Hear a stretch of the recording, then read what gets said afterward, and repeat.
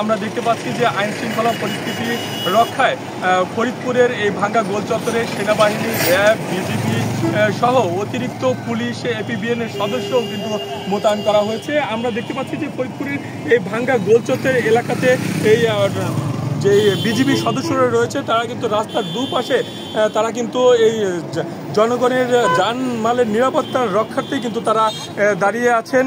আমরা যেটা জানতে পেরেছি যে গতকাল থেকেই এই সদস্য আইন শৃঙ্খলাকারী রক্ষাকারী বাহিনী তারা কিন্তু মাঠে রয়েছেন।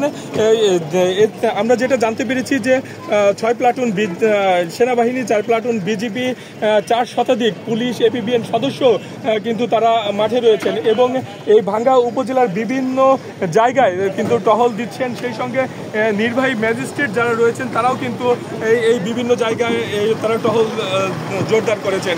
এছাড়াও কিন্তু বিভিন্ন গুরুত্বপূর্ণ যে জায়গাগুলো রয়েছে মহাসড়কে সেখানেও কিন্তু চেকপোস্টে বসানো হয়েছে। আপনারা জানেন যে গত 13 তারিখে এই নিষিদ্ধ ঘোষিত সংগঠন আওয়ামী লীগের ডাকা যেই লকডাউন কর্মসূচি ঘোষণা করা হয়েছে সেই কর্মসূচির নামে বিভিন্ন জায়গায় ভাঙ্গার বিভিন্ন জায়গায় গাছে গুড়ি ফেলে এবং টায়ার জ্বালিয়ে তারা কিন্তু নাশকতা তৈরি করেছিল, সৃষ্টি করেছিল।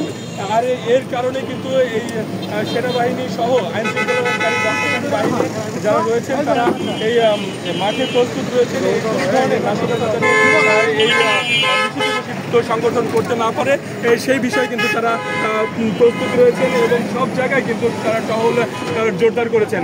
আমরা দেখেছি কিছুক্ষণ আগেই ডিআইজিও এই ঘটনাস্থলে এসেছেন, তারা আইন শৃঙ্খলা রক্ষাকারী বাহিনীর সঙ্গে তারা কথা বলেছেন এই ফরিদপুর সহ সারা দেশে যেন কোনো ধরনের অরাজকতা সৃষ্টি করতে না পারে এই নিষিদ্ধ ঘোষিত সংগঠন, সেই বিষয়ে সব ধরনের প্রস্তুত তারা গ্রহণ করেছে বলে আমাদেরকে জানিয়েছেন। তো এই